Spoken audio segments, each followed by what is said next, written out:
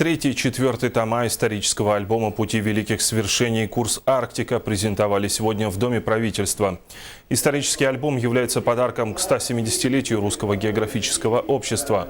Альбом включает большое количество малоизвестных фактов, исторических очерков, архивных материалов, копии старинных карт, чертежи участников экспедиций.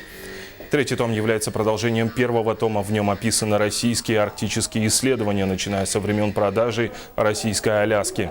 Четвертый том посвящен российским экспедициям в Азию, организованным Русским географическим обществом Академии наук. 29 октября новые тома исторического альбома были презентованы во Владивостоке. Авторский коллектив, накопивший процессы работы над альбомом большой архивный материал, я ушедший первый тома, предложил продолжить исследование. И в результате были подготовлены третий и четвертый том «Пути великих свершений», которые на сегодня презентуем, создав таким образом серийность издания.